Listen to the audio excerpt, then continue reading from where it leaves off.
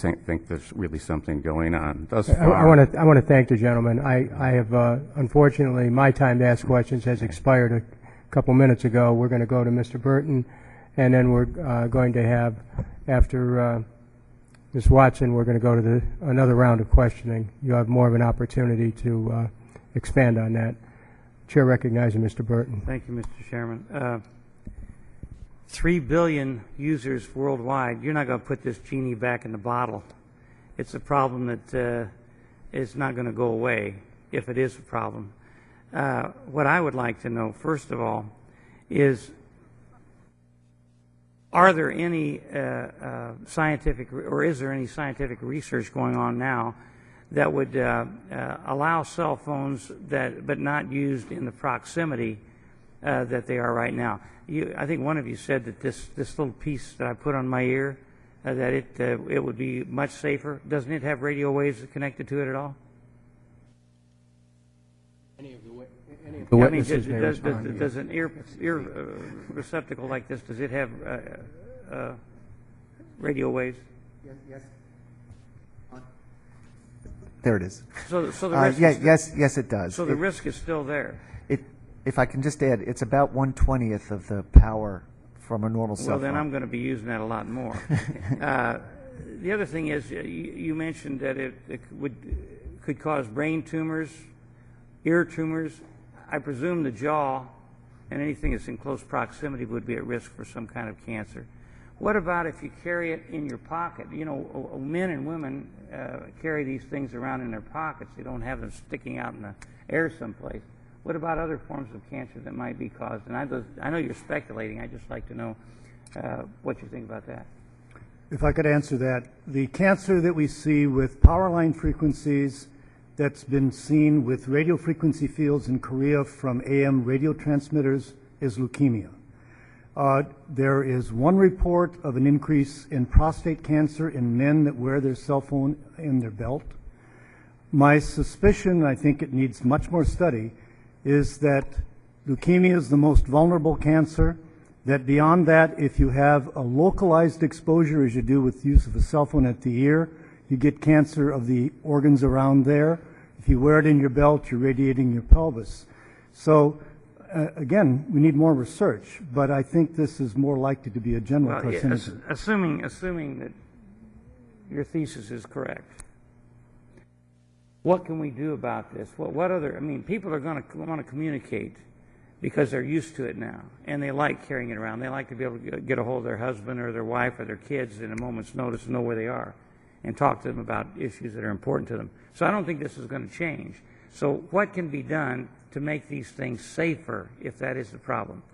Well, I agree. I don't think we're going to go back to the pre-wireless age, and I wouldn't even advocate that. And I think it really depends on a combination of industry finding ways to manufacture products that don't have as much radiation, plus government finding ways of lowering the exposure limits that are considered acceptable. To your knowledge, any of your knowledge, are any companies doing research on home phones? Everybody's got a phone they're carrying around their home as well. On home phones, as far as radiation is concerned, and the cell phones. Are any companies that, to your knowledge, working on or doing research to find out if they can cut down the amount of radio waves that are emanating from these things? Anybody? Does anybody know? If you don't know, just tell me. I believe that some of the industry companies, in particular Motorola, has done research along the way. Whether it's focused on reducing the power, that I don't know. Okay, kids are sitting in front of, and this is a different subject, but I think it is relative to talk about it. It's related. Kids sit in front of computers all the time. I mean, they're constantly there, either studying or playing games. I mean, they're watching that. Many of them, most kids, I think today, the younger ones, are using those more than they're using watching television even. So this exposure from a computer, does that emit radio waves, and is that a threat as well? Well, if I can answer that, if it's a wireless computer, yes. If it's wired, there is a little bit of radio frequency radiation in any computer screen, any television screen, but there's not significant exposure. So wired devices, a wired telephone, is not going to release any radio frequency radiation. Most computers are not going to unless they're in a wireless mode. Okay, I'm about out of time. The phones that we have at home, everybody's got a mobile phone they're carrying around their house. My wife loses it all the time, and I hope she's watching. Do they emit as much radiation as the cell phones? Generally not. And the reason for that is your home phone is only trying to go maybe 100 feet or so, as opposed to your cell phone that has to get back to a tower that might be 1.5 miles away. So it's generally much less. I think I've run out of time, but you're telling me that this little device, if we use it and if we keep the cell phone away from vital organs in the body, we reduce our risk, according to you, fairly dramatically. Okay.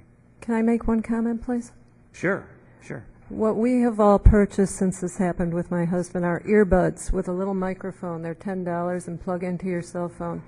Remarkably, my husband stopped using his cell phone to his ear upon the diagnosis, and at his first MRI, his tumor had not grown as aggressively as the doctors had suspected.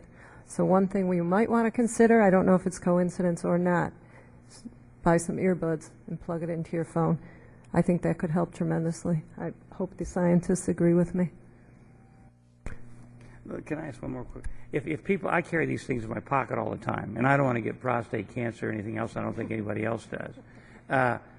Is there any kind of a device that's around that would like a lead device or something that you could put around these things that would keep them from emitting? I mean, people are going to ask these questions. That would keep them from emitting the kind of ways that might endanger people. And I see Dr. Hoover's squirming all over the place with this thing, but I'd just like to know from your perspective. I was given a little woven net that at this meeting in London 2 weeks ago that really does prevent the radiation from getting out. Now, I don't know how practical that is in terms of if you're carrying it in your pocket, you want to be able to receive a call if it comes in. But there are some devices. What is that substance? What's that thing made out of? I'm not sure what it's made of, but it's just a little woven pocket that you slip. And it cuts down the amount of radiation. That's correct. Thank you, Mr. Chairman. Thank you very much. Chair recognizes Congresswoman from California, Congresswoman Watson. Thank you so much, Chairman, for holding this hearing. As I mentioned up front, I've experienced that not only in my own family, with several of my friends. I think many of you know of the late Johnny Cochran, and there's a lot of concern about what brought on his tumors and caused his death. But when I came in, Mrs. Marks, you were speaking. What kind of work did your husband do? My husband went to medical school, and then he switched careers. He is a real estate developer and broker. I see. And used to be involved in the financial end of And so real he estate. had that phone at his ear 24/7, I would imagine. He did, Yeah. yes. It was a vital part of his work. I've been doing a visual study myself because of my 39-year-old niece. She had a tumor, cancerous tumor, on her left ear first. It was removed, and 3 years later, it appeared again on the right side.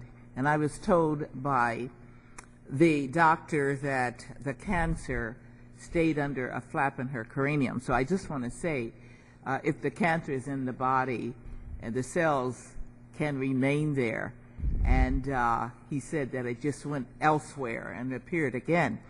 Mr. Knapp, you mentioned in your testimony that as the FCC is a primary regulator of cell phones, the agency gets its information about evolving science around cell phones and tumors or other health effects from other agencies, primarily from the FDA.